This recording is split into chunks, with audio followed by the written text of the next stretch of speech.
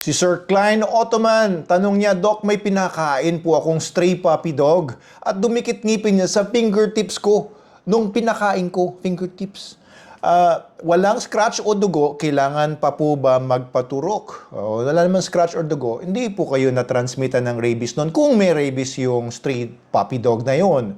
Okay? Pero kung kayo ay mahilig magpakain ng mga stray dogs, huwag nyo na pong gawin yan. Unless, kung gusto nyo talagang gawin yan, take all the necessary precautions kung may mga stray dogs sa paligid ninyo tapos wala kayong magawa dahil sobrang love na love mo mga stray dogs. So, papakainin mo. Maganda, magpa-inject ka na ng anti-rabies. Okay? Yung anti-rabies po, pwede pong ipa-inject yan sa kahit sinong tao, kahit na wala kang aso, kahit nasa isolated na lugar ka na wala namang aso sa paligid mo, walang animal sa paligid mo, nasa isang lugar ka, nasa taas ka ng building na wala ka naman talagang nakakasalamuha, pwede kang magpa-inject ng anti-rabies. And ano po yan, it's a good idea kung kayo nga po ay laging merong nakakasalamuhang mga dogs and cats, mga veterinarians, animal shelter workers, mga canine handlers namin, mga dog trainers.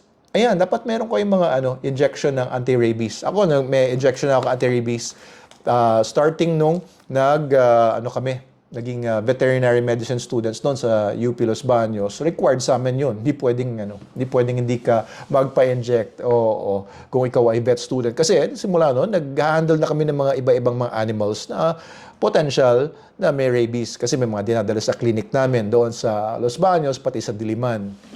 Okay, so if you are wary of that, medyo ibig sabihin, kayo po ay natatakot na baka may mga stray dogs na makakuha kayo ng rabies, pwede naman po kayo magpa-anti-rabies vaccine. Pwede po yon. Gastos na lang kayong konti, pero yung peace of mind nyo, nandun na. Di ba? Okay, so precaution lang din. Every time you touch a pet, you touch a dog or a cat, ay gumamit kayo ng soap. No? I have formulated a soap called Super Doc soap na very effective siya. It's the most effective soap against many zoonotic problems. So, zoonotic disease. Ibig sabihin ng zoonotics, mga sakit na pwedeng makuha from animals to humans and vice versa. So, isa na yung rabies, pwede ka rin kasi makakuha sa mga dogs and mga cats na mga iba pa mga sakit like leptospirosis, scabies, at marami pang iba, di ba? Hindi natin maisa-isa yan. So, use a soap or, di ba kung wala kayong, wala kayong choice, you can use antibacterial soaps, pero bacteria lang na napapatay ng mga antibacterial soaps. Rabies can also be killed by any soap, no? Kasi medyo fragile yung rabies virus.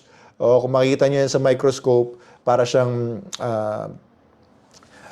bullet-shaped virus siya, Rhabdoviridae family. So anyway, it's a very fragile virus na pwede pong mapatay by soap. Hindi niya kailangan iba kasi binibigyan pa nila, nilalagyan pa nila ng garlic. Okay din naman siguro. Pero soap is enough and water. Kaya pagka nadilaan kayo ng stray puppy na hinawakan nyo, wash kagad kayo with soap after the encounter. Okay, yun lang po. Maraming salamat.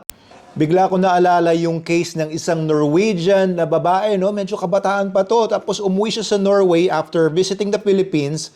Meron siyang nakalaro ditong stray na puppy. Ayun, pagbalik niya sa Norway, na rabies-free ang Norway, namatay yung babae. Pakita ko sa next video ko yung news article tungkol dyan. Panoorin niyo yan.